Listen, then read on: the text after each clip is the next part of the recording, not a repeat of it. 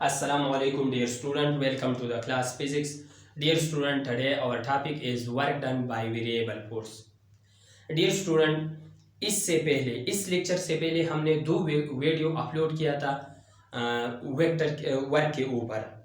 सबसे पहले जो वीडियो हमने अपलोड किया था ओनली सिंपल वर्क पे, तो डिफिनेशन ऑफ वर्क क्या है, वर्क स्केलर क्वांटिटी है या वेक्टर क्वांटिटी है, वर्क का यूनिट क्या है, वर्क का एसआई यूनिट क्या है, वर्क का सीजीएस सिस्टम में यूनिट क्या है, एपीएस सिस्टम में यूनिट क्या है, ये सब कुछ हमने डिस्कस किया था। दूसरा नंबर जो था हमने डिस्कस किया था, ये जो वर्क है ना, ये फोर्स पे डिपेंड करता है, डिस्प्लेसमेंट पे डिपेंड करता है, एंगल थीटा पे डिपेंड करता है। तो हमारा जो पिछला लेक्चर था हमने डिस्कस किया था work done by constant force. आज जो हमारा टॉपिक है work done by variable force. किस चीज पे? Work done by variable force. लेकिन मैं एक एग्जांपल लेता हूँ work done by constant force और दूसरा एग्जांपल लेता हूँ work done by variable force. Dear student, let's suppose हमारे पास ये ऑब्जेक्ट पड़ा है इस सरफेस के ऊपर और मैंने फोर्स अप्लाई किया, वो फोर्स है लेट्स सपोज इफ हमारे पास बराबर है 3 न्यूटन। कितना न्यूटन? 3 न्यूटन। और हमारे 3 न्यूटन की वजह से जिस्म ने डिस्प्लेसमेंट कवर किया 5 मीटर या 6 मीटर, और इन दोनों के दरमियान जो एंगल है वो थीटा के बराबर है। बात खत्म। अभी मैं क्या करता हूं, इन दोनों के दरमियान ग्राफ ड्रा करता हूं। लेट सपोज ये हमारे पास y एक्सिस है और ये x एक्सिस है, तो ये हमारे पास d है और ये f है। ये हमारा पॉइंट है 0, ये 1, ये 2, ये 3, ये 4, ये 5 और ये 6। इसी तरह हमारा ये जो है 1 है, ये 2 है और ये 3 है। तो हमारा फोर्स कितना है? 3 न्यूटन है और हमारा जो डिस्प्लेसमेंट है वो 6 न्यूटन है। तो इसी तरह हमारा ये पॉइंट आता है, ये हमारा 3 न्यूटन और 6 मीटर। ये हमारा क्या है? आंसर है। और ये क्या है? ये एरिया ऑफ रेक्टेंगल है, क्योंकि इस साइड और इस साइड मैंने मल्टीप्लाई किया, तो ये हमारे पास बराबर है वर्क के। किस चीज की बराबर है? वर्क के बराबर है। लेकिन कहने का मकसद ये है कि ये जो सिस्टम ने काम कर रहा था पूरा के पूरे रास्ते में हमारा जो वर्क था वो 3 न्यूटन था, क्योंकि वो हमारा वर्क डन क्या है? कांस्टेंट है। तो इस तरह नहीं कि हमारे फर्स्ट सेकंड में हमारा वर्क फोर्स था 3 न्यूटन, सेकंड सेकंड में नेक्स्ट सेकंड में हमारा वर्क फोर्स था 5 न्यूटन, अगले सेकंड में 8 न्यूटन। इस तरह नहीं था। हमारा जो वर्क डन था वो पूरा के पूरा रास्ते में किस तरह था? 3 न्यूटन था। और एक बात और कान खोल के सुन लो, ये जो कांस्टेंट फोर्स है ना, अगर आप क्लोज लूप में लेता है, क्लोज लूप में, तो वो 0 के बराबर है। क्लोज लूप में constant force, work done by constant force किस चीज के बराबर है? 0 के बराबर। क्लोज लूप ये भी हो सकता है, क्लोज लूप ये भी हो सकता है, क्लोज लूप ये भी हो सकता है और क्लोज लूप ये भी हो सकता है। जहां से आपने स्टार्ट किया वहां तक वापस आना है। तो दोनों पॉइंट के दरमियान जो डिफरेंस है वो 0 के बराबर है, फोर्स का जो डिफरेंस है। अगर हमारे पास हमारे W is equal to F D cos of theta, अगर हमारा फोर्स 0 के बराबर हो तो हमारा वर्क डन 0 के बराबर है। तो इसीलिए हमारा जो work done by constant force है, अगर हम क्लोज लूप के अंदर लेता है तो हमारा वर्क डन किस तरह होगा? 0 के बराबर होगा। देखो, अगर हमारा डिस्प्लेसमेंट भी 0 के बराबर हो तो हमारा वर्क डन 0 के बराबर है। अगर हमारा एंगल 90 के बराबर हो तो हमारा वर्क डन भी 0 के बराबर होगा। ये तो कहानी था work done by variable constant force. आज जो हमारा टॉपिक है ना वो work done by variable force है। Dear student, work done by variable force का कॉन्सेप्ट इंतहाई इजी है। मैं कह सकता हूं कि ये work done by constant force से भी इजी हो सकता है। देख लो, अगर हमारा फोर्स वेरिएबल हो तो पूरा के पूरे रास्ते में हमारा फोर्स जो है वो तो कांस्टेंट सेम नहीं हो सकता। मतलब लेट सपोज मैं एग्जांपल लेता हूं आप लोगों को समझाने के लिए, आप लोगों को एक मिनट में आप लोगों को समझ में आ जाएगा कि ये work done by variable force है क्या चीज। डियर स्टूडेंट, ये हमारे पास क्या है, एक स्प्रिंग मास स्प्रिंग सिस्टम में लेता हूं। ये हमारे पास एक मास स्प्रिंग सिस्टम है, ये वही मास है, ये वही मास है। दूसरा मैं लेता हूं आप लोगों को समझाने के लिए,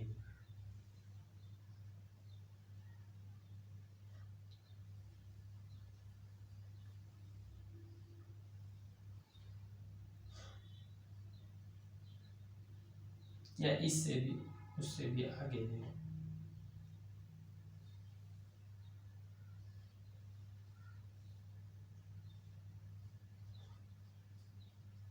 देख लो, ये हमारा क्या था, मेन पोजीशन। ये हमारा क्या था, मेन पोजीशन। हमने इस मास को खींचा, हमने इस मास को पुल किया, तो मास ने कितना डिस्प्लेसमेंट कवर किया, इतना डिस्प्लेसमेंट कवर किया, ये x से। प्यारे बच्चों, अगर आप लोग ने हुक्ला पढ़ा, under the elastic limit stress and strain directly proportional to each other. Elastic limit के अंदर जो स्ट्रेस है और स्ट्रेन है वो एक दूसरे को क्या हो, डायरेक्टली प्रोपोर्शनल। दूसरी बात समझ, ये जो इलास्टिक एक फोर्स हमने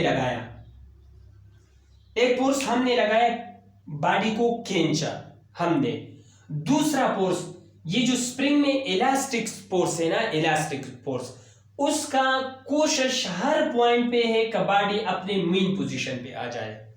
एक फोर्स हमने लगाया, बॉडी को खींचा, दूसरा जो रिस्टोरिंग फोर्स है ना, उसका कोशिश ये होता है हर पॉइंट पे इसका कोशिश ये होता है कि बॉडी को अपनी मेन पोजीशन पे आ जाए। देख लो यार, ये हमारा सिंपल पेंडुलम है,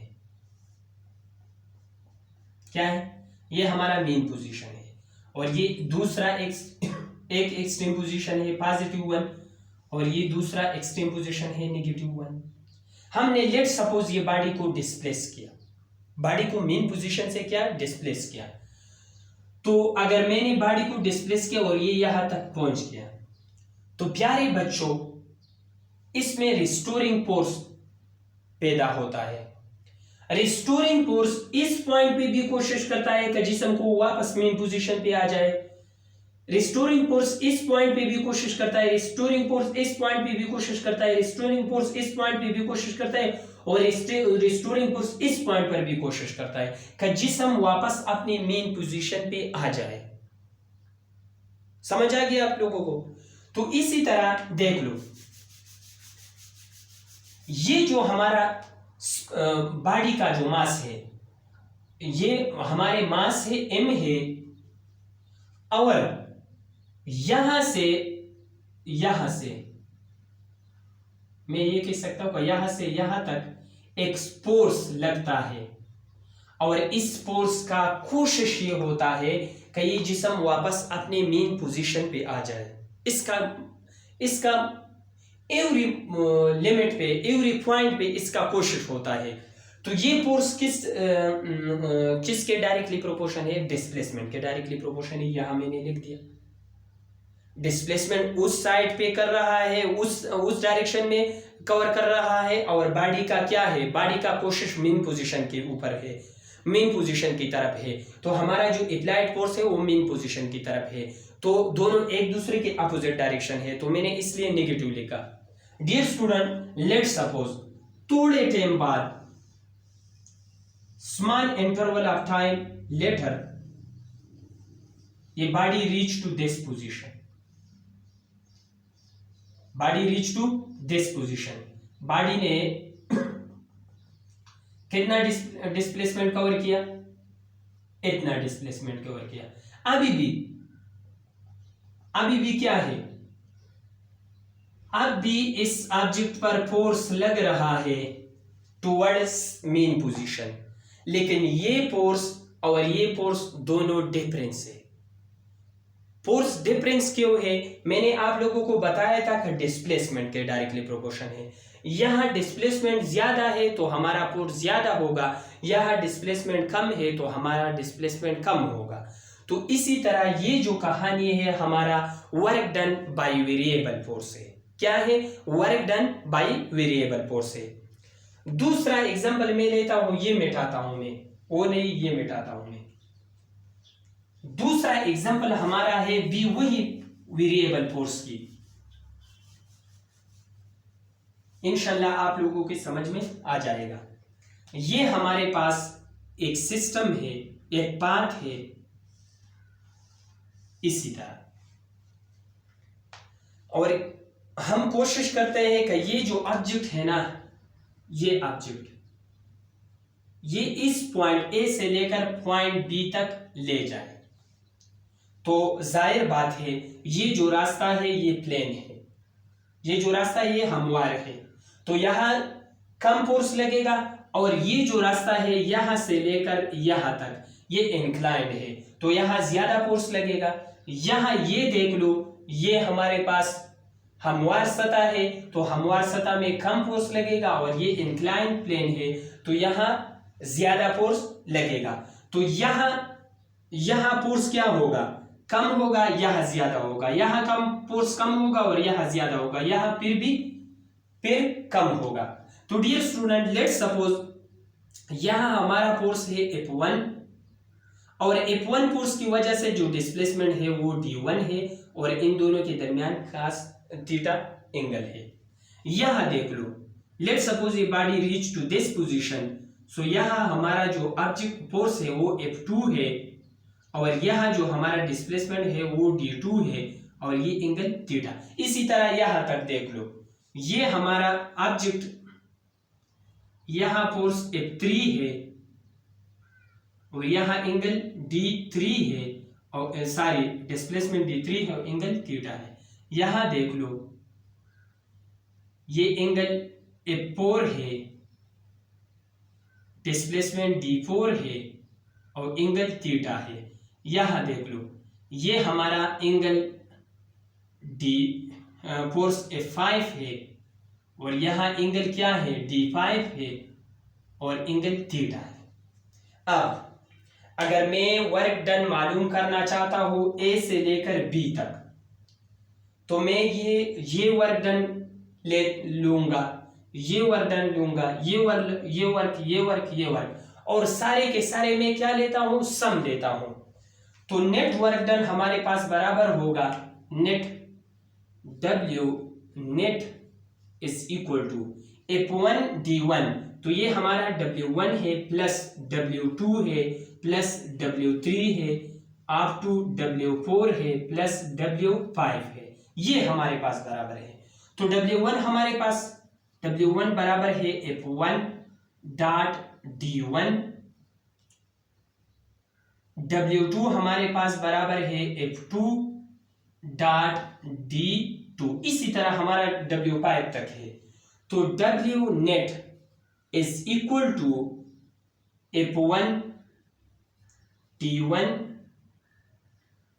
cos theta plus F2 D2 cos theta plus F3 D3 cos theta plus F4 D4 cos theta plus F5 D5 cos theta, इसी तरह। तो हमारा फाइनल रिजल्ट क्या होगा? W net is equal to summation I is equal to 1 up to n। अगर मैं n finite की बात करता हूं, Fn dn cos थीटा, ये हमारा क्या है? ये हमारा फाइनल इक्वेशन है work done by variable force. तो डियर स्टूडेंट, ये था हमारा work done by variable force. हमने work done by constant force and work discuss किया था पिछले लेक्चर्स में, और ये था हमारा work done by variable force. Do study, wish you best of luck.